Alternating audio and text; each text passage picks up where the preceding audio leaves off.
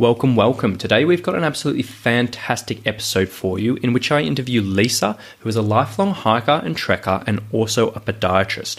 And she helps clear up some of the really common misconceptions and misinformation which often gets passed around in the hiking community around common subjects like plantar fasciitis, shin splints, hiking boots, ankle pain, blister prevention, and a whole bunch more. So I really think you'll get a huge amount of value out of this episode, guys. So let's dive into it right now.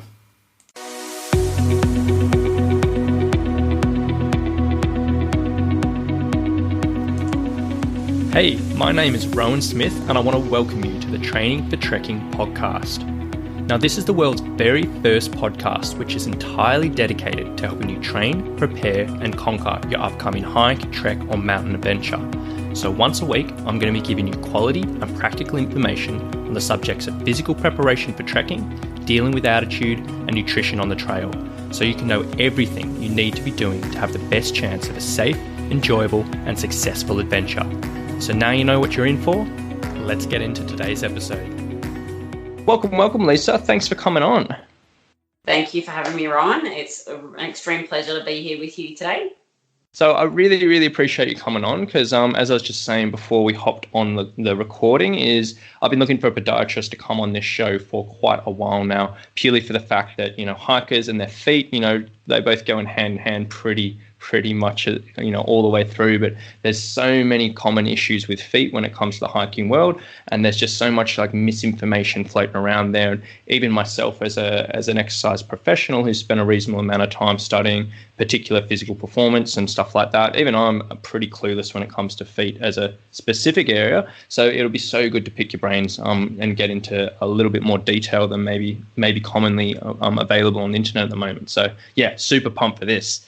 To start with, could you just tell us a little bit about who you are, where you come from, what you do, and then potentially how a podiatrist might differ a little bit from what people may commonly think? So my name's Lisa Wilkes. I'm CEO of the Podiatry Point in Toowoomba. I've been a podiatrist for over 20 years now. Originally working in Brisbane, and for some time there we had a practice in both Brisbane and Toowoomba, but just have scaled back to just our Toowoomba practice now. As far as podiatry is concerned, I've definitely seen a lot of change in our industry over all the years of my career, but really excited to be part of this industry now for the very reasons that you sort of reached out to us, is because we can have so much of an impact on people's lives, and in particular hikers. Definitely without your feet, obviously, as we know, you can't do the things that we love. So I really love being involved in this field in particular. As far as podiatry is concerned and general public perception, probably one of the biggest things is a lot of people don't realise that we treat a lot of physical conditions with the feet and lower legs. So, such as your foot pain, a knee pain, ankle pain, all those sorts of things come under the umbrella of podiatry. And certainly in terms of a profession, we're extremely well skilled in dealing with those things. So a lot of people don't think of us first for those. They tend to go to their doctor or another health professional, but generally anything sort of to do with that foot area, and even as far as up as the knee and the hips at times, a podiatrist can help you with, which is something a lot of people don't know. Yeah, there we go. And that's, as you said, that's probably a good point to make, because first thing people think of podiatry is feet, but there's so many other avenues there, aren't there? It's the foot is that building block for the rest of the body. So if you're having issues in other parts of the body, it's not unreasonable to think that the feet might be contributing to that. Also, I'd love for you to give us a little bit of background in your history of trekking and hiking. I know the person who introduced us via online said you were been big in the world of hiking for a little while. So I'd love to hear a little bit about your background in that. Yeah, so I started hiking and doing multi-day treks. I'm trying to think of when I started doing that. It's been many years ago now, definitely in my 20s. Love the multi-days, sort of anywhere up to that 5 to 15 day treks I've done before over various terrains. Some of my favourites are obviously Everest Base Camp is always a favourite. In Bhutan, I love the Himalayas. Always look for an opportunity to go back there. One day I'd love to go back and do the snowman trek in Bhutan. That's definitely on my wish list. Other than that, just love playing around Australia and New Zealand. There's so many things to discover around here.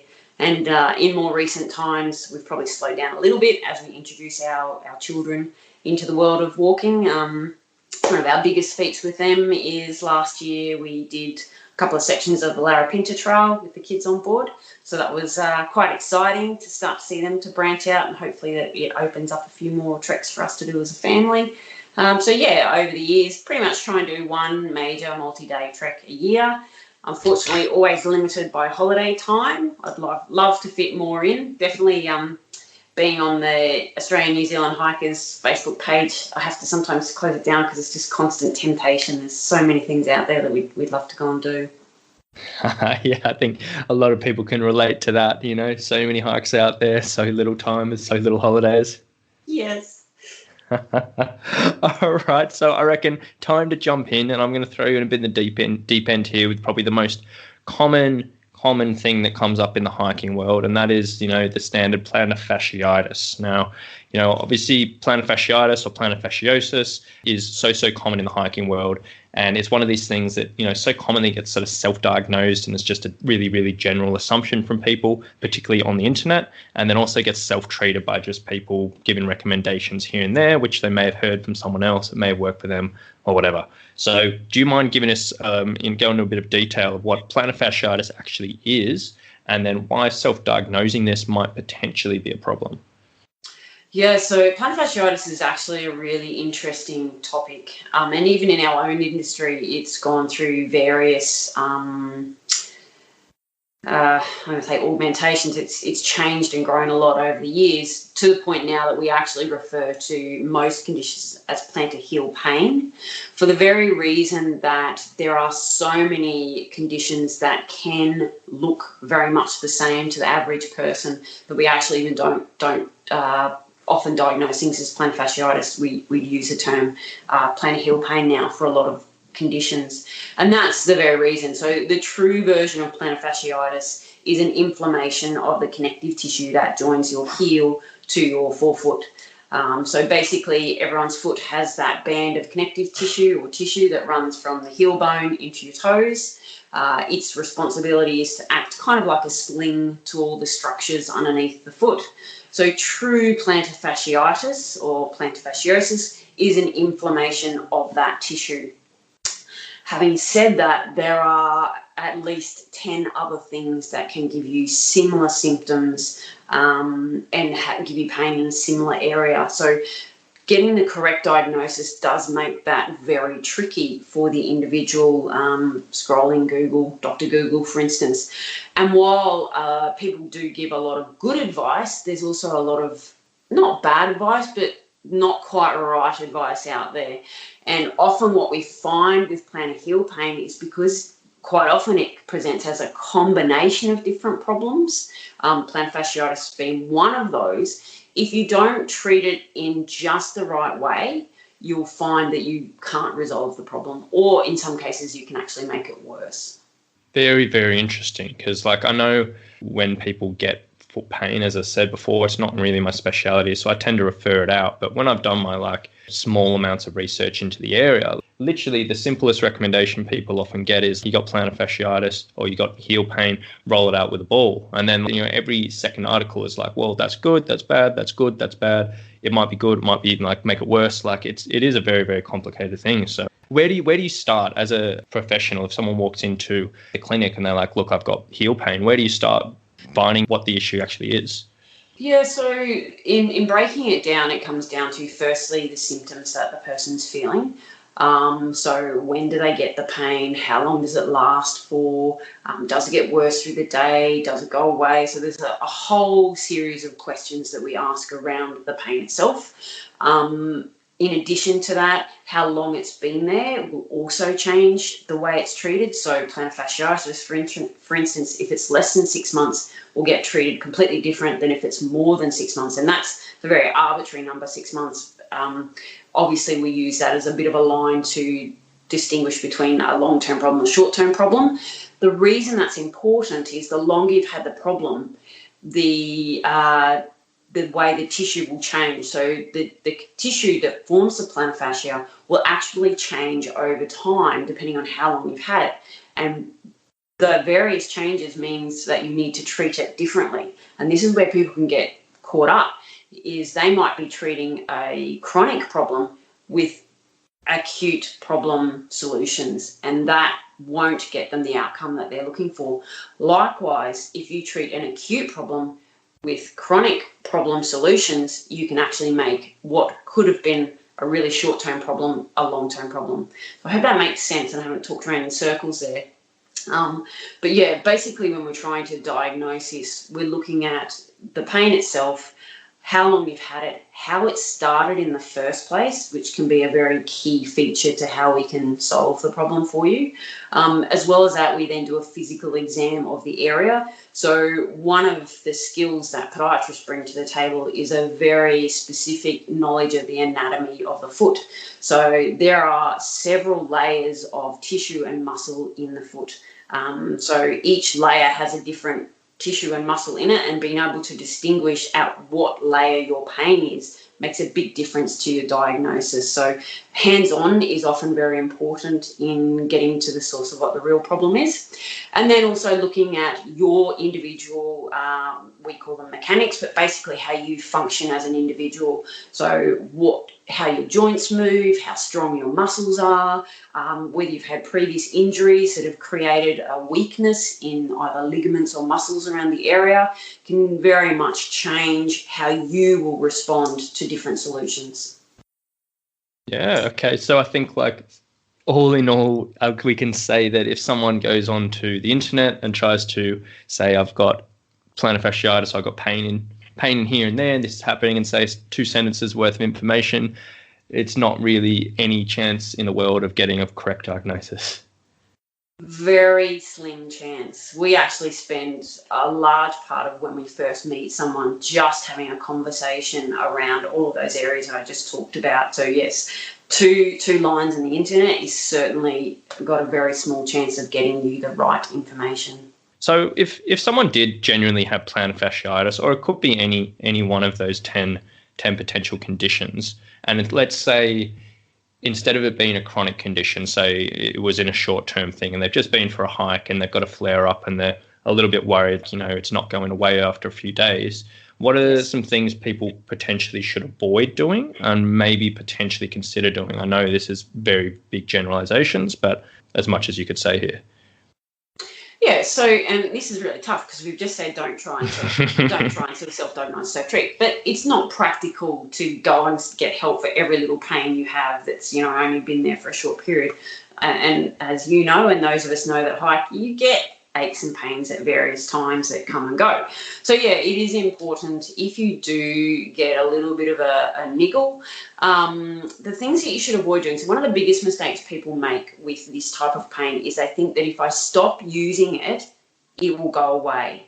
And yes, that might be true while you stop using it, but as soon as you come back to use it again, often it will come back and it will come back worse. So the biggest thing is, in most cases, don't stop using it.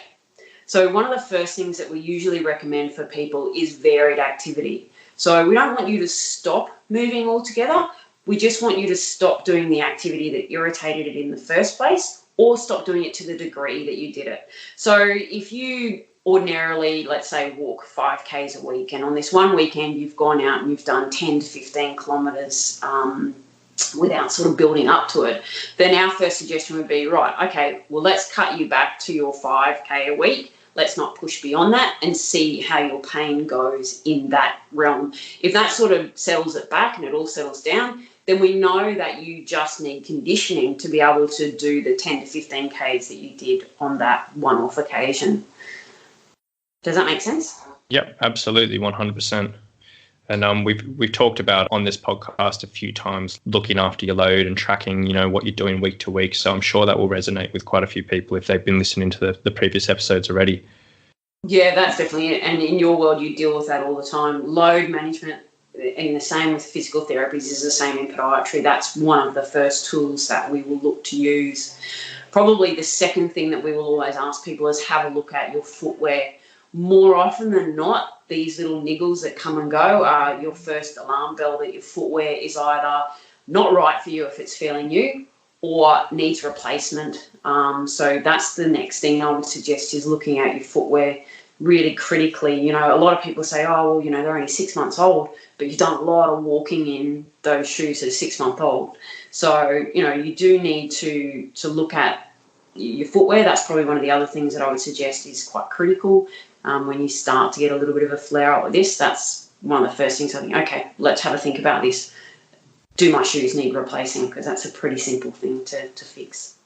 Yeah, I've been having this, let's say, discussion with my girlfriend about this quite a bit recently, because we tend to be, you know, we're currently training for Kokoda at the moment. We're heading off there in a few weeks, and we're all fine in our boots. We're pretty happy in that. But occasionally we're like, oh, you know, I don't really want to wear our boots. We're going to just walk around in our sneakers. And I wear terrible, worn down sneakers, and I get a little bit of uncomfortable. But then unfortunately for her, she's a little bit more prone to injuries. So she doesn't get uncomfortable. She gets relatively painful every once in a while in her sneakers. And I'm like, well, literally that's like, you know, how, you know, you might want to look at getting some new shoes. And she's like, oh, I've only had them for 6 months, like exactly as you said. And I'm like, well, you know, you try to have that discussion with your partner. It's sometimes tough. It can be even tough having that conversation with patients or clients as well. You know, when they've spent a lot of money on a pair of shoes and they're only 6 months old, telling them that, okay, well, they've actually done their dash. And in the world of footwear too, because we're pushing these realms of, you know, lighter, faster, springier, that's great. But often with lighter also comes less durable. So, you know, the pair of shoes you might have bought 5 years ago that weighed, you know, 30 grams more would have lasted you longer than your lighter pair of shoes now. So that's where a lot of people come undone, as they're comparing a product that they have now with a product that they used to wear, and it's not apples and apples. So, you know, you can't say that my shoes last me 12 months and then I have to replace them. You do need to look at the shoe itself and its individual qualities. And that's probably one of the biggest things we find these days with more important people looking at, you know, lighter shoes with, you know, more rockers on them and more of that sort of soft material. With that also comes, okay, you also need to be aware that you will need to turn these over more regularly than you previously did. Yeah, that's a super important point to make there. Would you have any potential like warning signs that if someone was looking at their shoes or their boots and they were like, I have no idea if I know whether this needs replacing or not? Were there any potential things they should be looking at? So one of the big keys is a lot of the shoes have an EVA base, so that foamy base that you see at the bottom of them. One of the things I often say to people is look at how many creases you have in those shoes. If there's loads and loads of creases in there, then that's a sign that material is becoming quite compressed. So that's one of the areas to look. The other area is tread is a very good giveaway of how quickly your shoe's wearing. However, it can also be a little bit deceptive. If you've got a really high quality Vibram tread, it may not have worn at all, but the foam underneath it might be quite condensed. So that's usually one of the things I suggest. Look at the creasing through that foamy material. I don't have an example here if people aren't following what I'm saying. It's usually, you know, it'll be the brightly coloured piece of material. It's usually about 2 or 3 centimetres thick between your sole and your upper of your shoe. So yes, have a look at that if it's got a lot of creasing in it. The other thing is give it a nice squeeze. So compare one side to the other side between your two shoes as well. If one's not as springy as the other, that's also an indication that's worn down. Generally, most people, if they start to think about it, they know. And again, little niggles is often one of your big warning signs. You know, if you're hitting that rock and you're feeling it more than you ever used to, then yeah, I'd be going, well, my sole of my shoe's probably dead. Flexibility in the shoe is the other one. So we often say to people, grab your shoe at the front and the back and give it a good twist. If it's become really, really flexible and it wasn't flexible before, then yeah, again, it's a sign that midsole's given away. That can be, again, a bit tricky if you've gone for a particularly flexible shoe to start off with, in which case, again, you kind of have to come back to feel. If it's feeling like it's worn, then chances are it's worn. Yeah, fair enough. And I've literally just looked at my dodgy sneakers I wear around the gym, and pretty much all those things you just mentioned, they're all there. So that might be a warning, a wake up sign for me to step up and get some new shoes anyway. If you want to be quite active and adventurous on your card, I do often suggest to people, do consider having a pair of shoes to wear in while you're wearing out the other ones. It does increase the lifespan of both pairs of shoes. I know it sounds a little bit counterproductive, but it does, because you're not wearing the one pair for everything. It gives the materials a chance to recover. So even if you think your shoes have a little bit more life in them, it doesn't hurt to get your new pair and start sort of interchanging them. For the reason too, if you're going from a really compressed pair to an uncompressed pair, that change, even going from an old pair of shoes to a new pair of shoes, can be enough to create an injury in some people, because their muscles have adapted to working at a certain height of sole and a certain transition as you go through your push-off phase through your toes, and then you put into a brand new shoe that performs slightly differently. If you're prone to injury, much like your girlfriend is, then they're the kind of people who should phase in and phase out a shoe. Oh, interesting. I was literally, earlier this morning, I was on another podcast interview with a physiotherapist down in Melbourne, and we were discussing zero drop shoes, which are so big in the hiking community. And he was saying that when that book came out, Born to Run, or whatever it was that first got it, popularized it, there was a massive shift away from runner's knee from people into, Achilles tendinopathies, and that purely because they just weren't ready for the change in footwear, which made such a big impact for them. Yeah, and again, going back to the load transition thing, footwear is part of your load. Obviously, how your footwear performs affects how your tissues are loaded. So, yeah, similar to not going from doing 5K to 20K overnight, same thing applies with footwear, because it does affect load.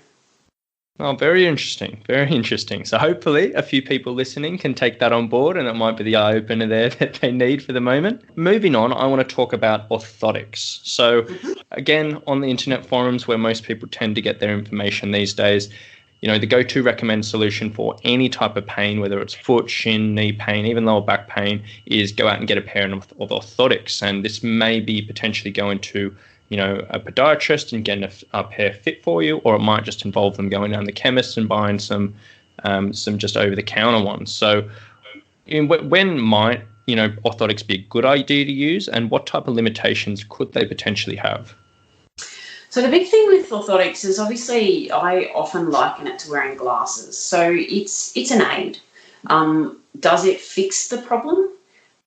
Much like glasses? No, it won't make your feet necessarily better, but it aids them in performing better. So with a lot of our orthotic design, our aim is to inherently design the orthotic to encourage the foot to become stronger and move in a stronger pattern the way that we want it to. So orthotics can be great as a tool to improve your foot function. However, if you think that it's going to fix your problem, that's not the right way of thinking of it. It's an aid to improving performance. So that sort of leads into some of the pitfalls with it. Is when you put an orthotic in, obviously it's doing some of the work for you, so your body's not doing that work. So it can create some, I'm going to say it can create weakness, if you're not sort of still doing the exercises and the strengthening work, then if you take the orthotic out, then you're going to be prone to the same problem. So yeah, that's probably one of the pitfalls of orthotics, is people think it's the magic pill. And yes, we use them a lot. They're a great tool. They certainly shift people very quickly from being able to function to not function to be able to function. So they're extremely beneficial in that respect, but they're not the answer to everything. So I think we try and focus on making sure that you're also being educated about what your weakness is or what your problem is that we're prescribing the orthotic for, and therefore giving you the tools to also improve that at the same time. Obviously, then it's up to the individual. If you're happy to just wear the orthotic and have it do the work, great, it'll still get you the result. But if you want to look at more a longer term result, then doing the exercises and the work to do that is the way to go. Yeah, 100%. I talk a lot about knee pain on this podcast, and it's exactly the same as what we talk about when we're talking about knee braces, and can give you the support, can give you that relief, but highly, highly encourage you to do the other stuff around it, whether it's the strengthening and support and stability to help prevent you having to rely on that for your whole life. Yeah, definitely. And look, I mean, I'm an orthotic wearer myself. Lots of people do wear them for the rest of their lives, and they make life easier. There's no getting away from that, but I still think it's important to address the underlying issues as well at the same time. Yeah, absolutely. I can 100% agree with that. Moving up the body a little bit, I want to talk a little bit about ankles. So, there's a lot of listeners out there, and particularly hikers, who have that reoccurring rolled or sprained ankles, which they tend to, take a step on the trail, and every step they do, they manage to roll their ankle in one way or another. And it's just such a common thing in the hiking world. So a lot of people, the first answer on this is, hey, I'm going to wear high top boots to help give me that extra stability, that extra support, and it's going to more or less, stop this happening. So while this, can definitely help, what are some other particular areas that people can work with if they do have a history of rolled or sprained ankles, and they might not want to just 100% rely on the higher top boots? So again, it's going back to this whole looking at what the underlying problem is. So similar to your knee brace and those sorts of things, high top shoes are just another form of brace. Basically, to get a better longer term outcome, you need to look at what the actual weakness is. So when you rolled your ankle, what structures were affected, and then doing the strengthening work around that to improve on that weak area. One of the other big things that we see as podiatrists with this is often we end up with a little bit of bone alignment that's not quite in check. So a lot of people who roll their ankle actually end up with a little bit of a slipping of the bone in the ankle joint, and often it doesn't matter how much strengthening work you do around this, if that's sort of not encouraged back into position, then you'll find that you will always have a little bit of a weakness there. So yeah, again, the high top boots are great. They'll get you out of trouble. They'll allow you to do what you want to do without sort of that same stress. But if you want to address the problem, it's looking at, well, what is the actual injury that I have? What are the structures that I need to work on to improve this? And then doing the exercises. And they don't have to be complicated. A lot of what we do for ankle rehabilitation is stuff like wobble boards, so your balance board type work, using your TheraBand. And to be effective, sometimes, as you would know, it only takes applying yourself 5-10 minutes a couple of times a day, and we can get really good outcomes. Yeah, fantastic. And when you mention potentially a bit of the bone might potentially be out of line, and in this case you'll be wanting to ease it back in, what area would you be looking at to do that? Would that be sort of manual therapy? Would that be surgery? Or what does that come under? Yeah, more manual therapy. So in the podiatry world, we use a technique called mobilization. Also, chiropractors will use a manipulation type treatment. So yeah, basically it's about sort of encouraging that bone to go sit back into its joint space where it should sit. We see this a lot with your outside ankle sprain. There's a little bone that sits between your heel bone and your leg bone, and it often will just sort of slip slightly out. And we're seeing a lot that if that sort of isn't encouraged back into its right place, that people tend to struggle ongoingly with trying to rehabilitate that ankle. Yeah, very interesting. I've never really known about that. So that's, I'm learning as we go here as well. So this is fantastic. So next one, moving up the body again, I want to talk about shin splints. So again, shin splints, so common in the hiking and the trekking world. Do you want to give a bit of a brief rundown on what's actually happening here? And then again, what someone might be able to do to relieve this a little bit potentially if they're at home, or even prevent it in the first place happening? Yeah, so shin splints is another interesting one. There's actually 3 different areas that make up the shin. So there's the bone itself, obviously. Then you have 2 compartments of muscle and tissue either side of that bone, and any one of those 3 can become irritated and often gets put under the umbrella of shin splints. The 2 of those areas, the 2 muscle and tissue areas, will become irritated generally if there's an imbalance in your lower leg. So more often than not, this imbalance, we're looking at your calf muscle being too powerful for the muscles at the front of your leg. So they end up overworking, they become swollen. The compartment that they sit in is quite tight, so they don't have a lot of room to expand when they become overworked, and therefore you end up with quite a severe pain in the area that can be quite debilitating. So that's the muscular version of shin splints. You then have the bony version of shin splints, which is where the bone itself becomes irritated. And this is generally related to impact. So that would be tend to see that a little bit more in runners, trail runners, and road runners actually. So in this instance, what we're looking at is an inability of the body to manage the shock or the load that's being transferred from the surface through the leg. And that's a totally different approach there. So I guess one of the key things to getting this treated effectively is working out which one you have. Generally, that can be fairly simple. If we were to really simplify this, you can feel where the bone is on your leg. If you tap along your bone and that causes you pain, then there's a fair chance you have more of an impact type injury. If your discomfort is more in the softer tissue, so it feels a bit more like meat or steak, then you're more likely to have the muscular version of this, and therefore you need to look at why that muscle is being overworked. Yeah, okay. That's a pretty easy self-assessment that a lot of people could do.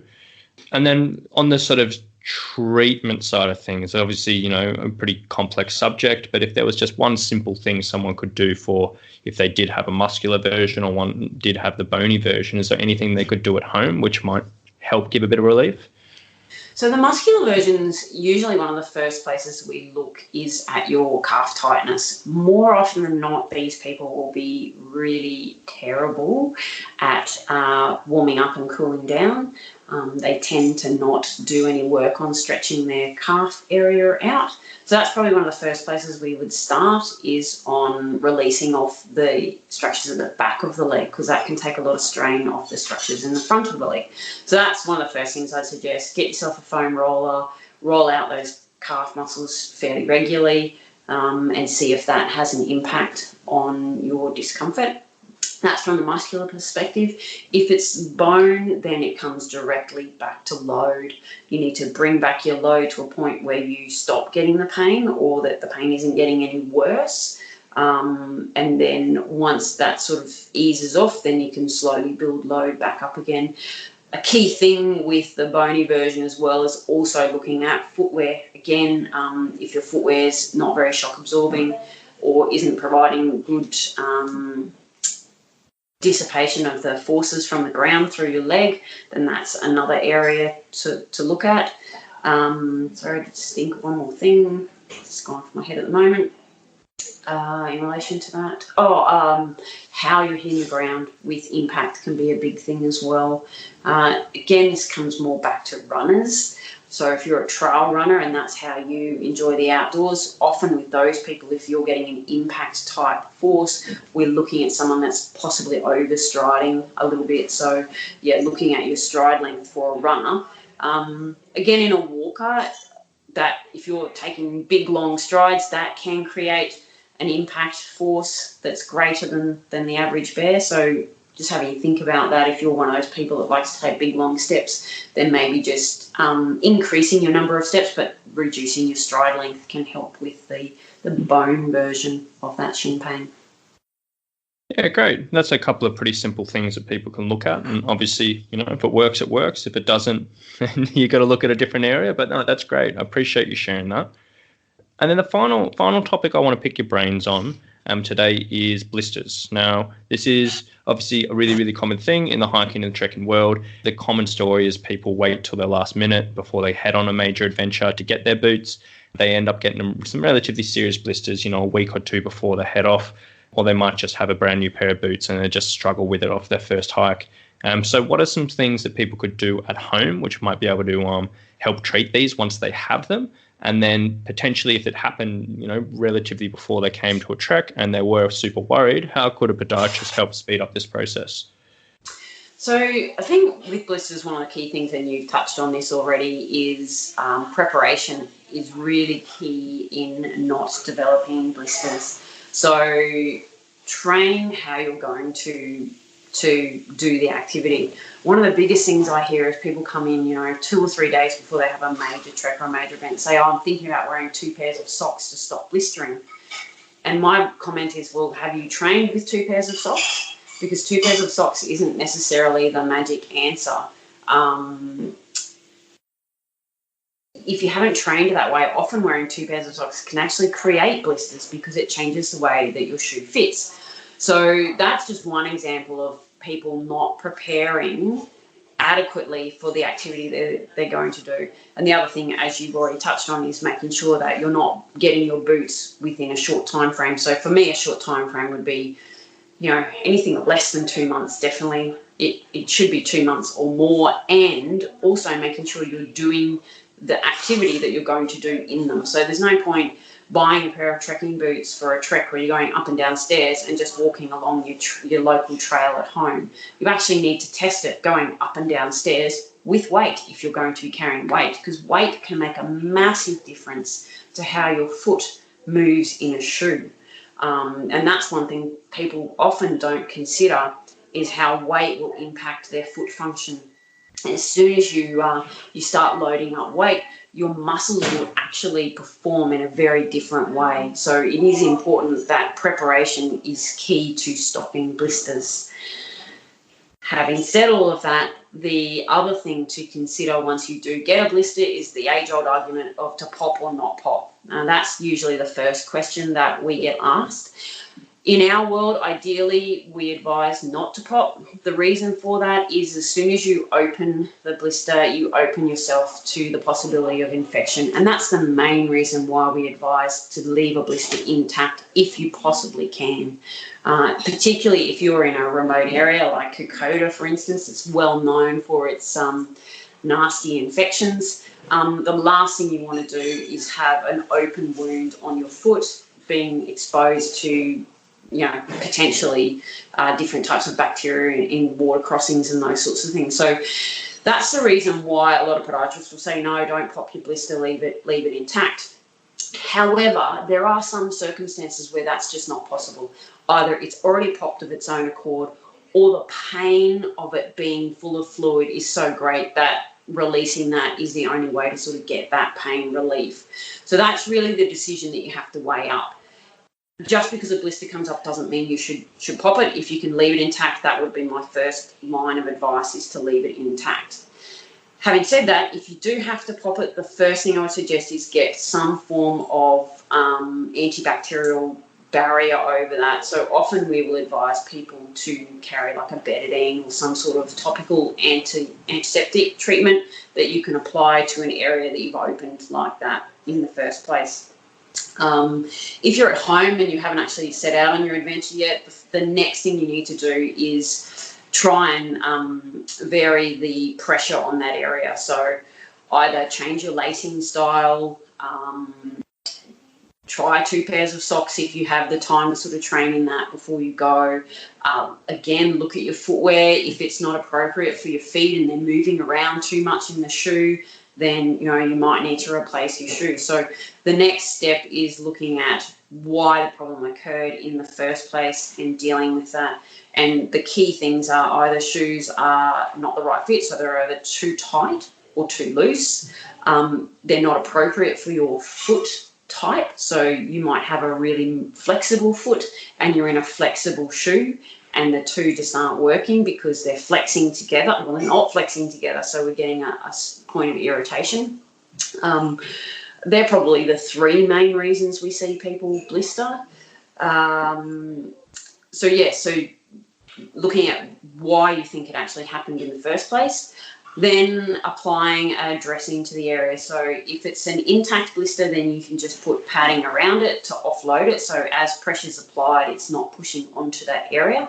If it's been burst, so it's open, then you'll obviously need to put a usually we would suggest an antiseptic, a dry dressing, and then offloading over the top. And that can be done with, we use a material in clinic called semi-compressed felt. So if you can get some hands on some felt, it's a really handy self-adhesive type material that works quite well. If you don't have that, then using just your dry dressings again with a cutout for the area and fixing them quite firmly with tape. That's the other key thing, is the fixing of them. Now, the reason we get blisters is because of friction. So it's something rubbing on the skin, and then eventually the skin breaks. The top layer of skin breaks from the layer underneath it. So then we end up with 3 layers of movement. So we've got the material that the skin's touching, the skin itself, and then the structures underneath the skin all become separated and moving in different directions. So if you're going to apply something over the top of a blister, you need to make sure that it's firm so that we don't create another area that's shearing or shifting. So the other thing that you can do, sorry, I'm trying to make sure I answer all your questions in order. I think the other one you said is if you're out on a trek and something comes up.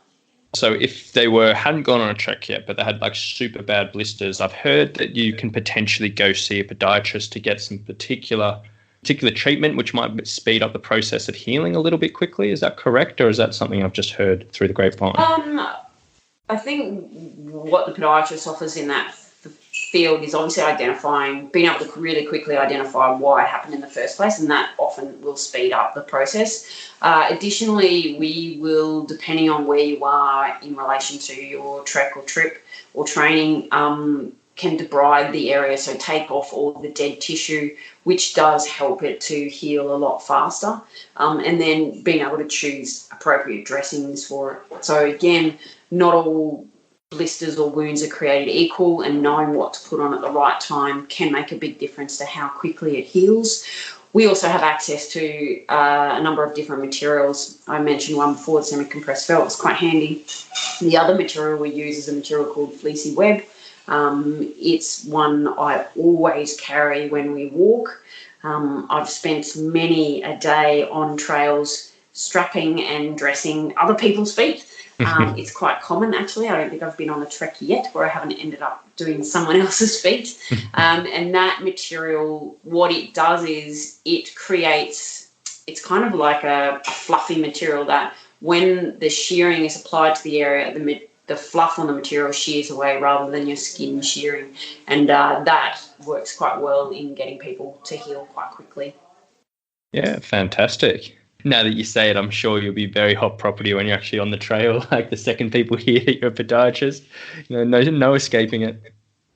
Yeah, and look, I actually find it quite interesting. I don't mind it because, obviously any opportunity to help someone realise their potential and get through their journey tends to not be the more experienced trekkers that come across these problems, or if they do, they tend to just tough it out. But it's definitely tends to be more the newer hiker, and it's always great to be able to help them out. And the more people we can get out on the trails, the better, I think.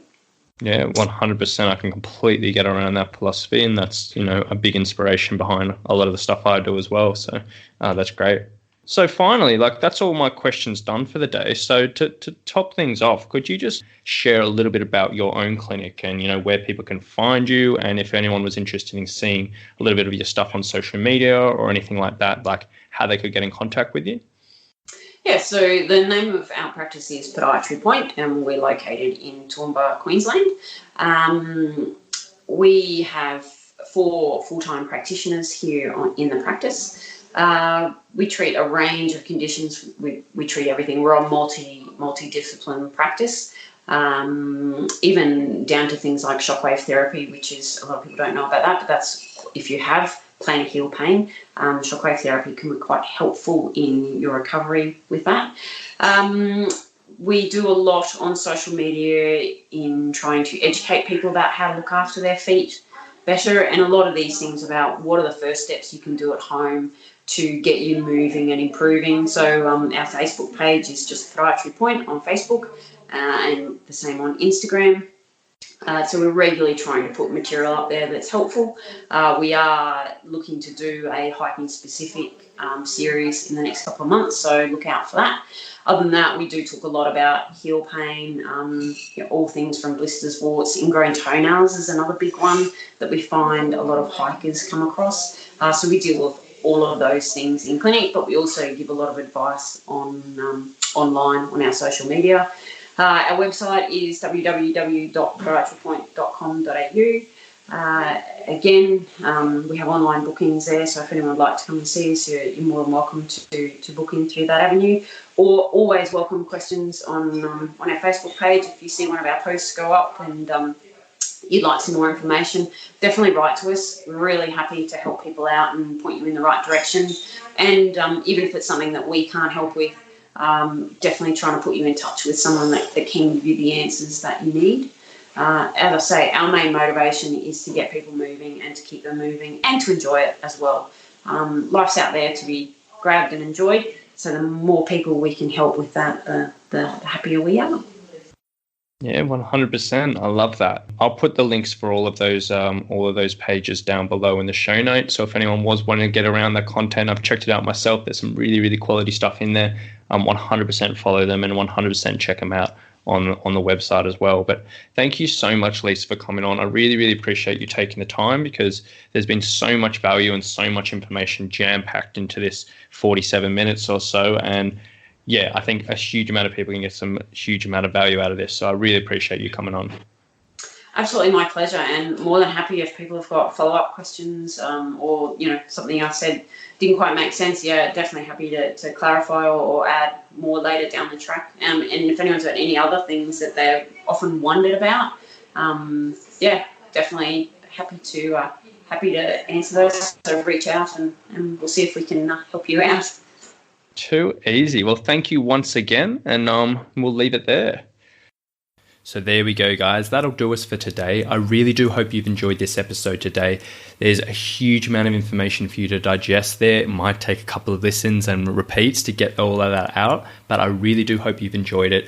As always, if you have enjoyed the podcast, you have gotten some value out of it, and you do want to help this grow and reach more hikers and trekkers, I would absolutely love if you could leave me a 5-star review on iTunes. It really does make a massive difference to the growth of this podcast, and I really would appreciate it. So thank you very much for listening, guys, and we'll talk to you very, very soon.